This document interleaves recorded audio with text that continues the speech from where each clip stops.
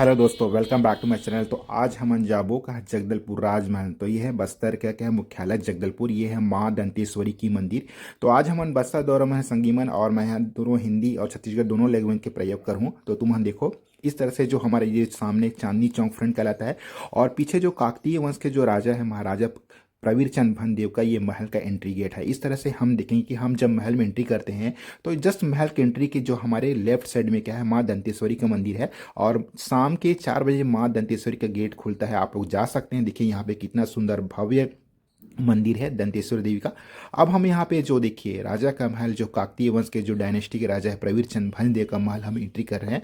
और आज आप लोगों को मैं बताऊंगा कि ये महल बाहर से कैसा दिखता है और अंदर भी हम एंट्री करेंगे। देखिए बाहर से देखने पर ये महल कुछ ऐसा दिखता है। तो हमारे प्रवीर चंद भंजदेव जी क्या है काकतीय वंश के अंतिम राजा थे। अब देखो आप यहाँ अपन पहुँच चुके हैं। अब यहाँ पे हम एंट्री करेंगे और जो सामने एक छोटा सा जो म्यूजियम दर्शन है उसको मैं आपके बारे में बताऊंगा।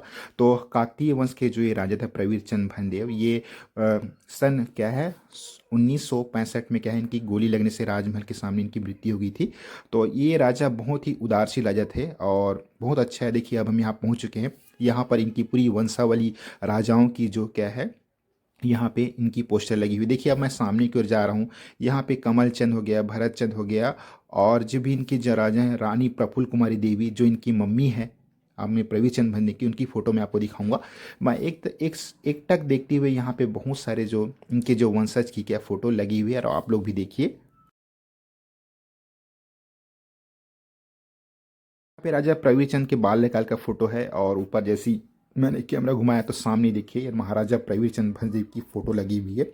और मैं फोटो को काफ़ी समय तक यहाँ निहारते रहा कि देखिए जो हमारे जो बस्तर के जो राजा है जो आदिवासियों के न्योता कहे जाते हैं हमारे प्रवीर चंद भंजदेव के बारे में यहाँ पे एक छोटा सा उनका दैट जन्म तिथि और जो मृत्यु दिनांक लिखा हुआ है।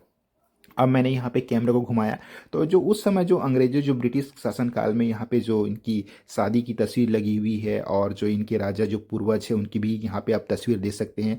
लाइन से देखने पर आपको यहाँ पे भरत चंद हो गया की जो शादी का समय दिखा रहा है और यहाँ पे महारानी प्रफुल्ल कुमारी देवी और उनके पति का फोटो है। इसके बाद हम बाहर आ जाते हैं।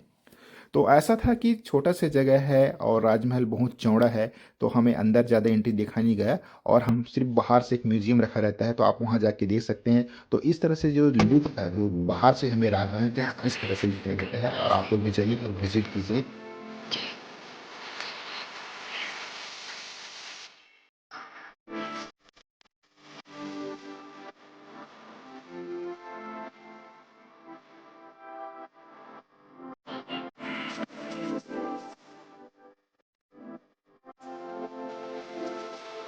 राजमहल से बाहर निकले के बाद चौक में कुछ ऐसा प्रवीर चंद्र भंजदेव की मूर्ति लगी हुई है और इसके बाद हम सीधे दलपत सागर गए जो किसी ज़माने में क्या है कहा जाता है कि यह राजा की जो मछली यहाँ तैरती थी। तो यह बहुत बड़ा तालाब है। ये छत्तीसगढ़ की सबसे बड़ी झील है जिसे क्या है दलपत सागर कहा जाता है। दलपत सागर का नाम राजा दलपत देव के नाम पर रखा है। तो यहाँ देखिए सुबह सुबह यहाँ पे योगा होता है। आमचो बस्तर भी लिखा हुआ है। तो इस तरह से जो आज हमारा जगदलपुर में काफ़ी अच्छा समय व्यतीत हुआ और जो पीछे जो हमारे राजमहल देखे काकतीय वंश जो अभी वर्तमान में जो हमारे राजा हैं कमल चंद भंज वहाँ पे विराजमान है और वहीं पे रहते हैं। तो इस तरह से काकतीय वंश के बारे में जाना। अब हम यहाँ पे पहुँचेंगे। देखिए आमचो बस्तर लिखा हुआ है। हमने यहाँ पे कुछ फोटो क्लिक की वही हमें बहुत अच्छा लगा। किस तरह से आप बस्तर दौरे जाएंगे इस तरह से आपको देखने मिलेगा। इसके बाद हम बस्तर के लाल बाग गए। वहाँ पे ईसाई चर्च और इस तरह से रोड से होते हुए हम क्या है जगदलपुर घूमे। आप लोग कमेंट करके बताइए आपको कैसा लगा। तो मिलते हैं फिर से एक नेक्स्ट ब्लॉग में। जय जवाहर जय छत्तीसगढ़। धन्यवाद।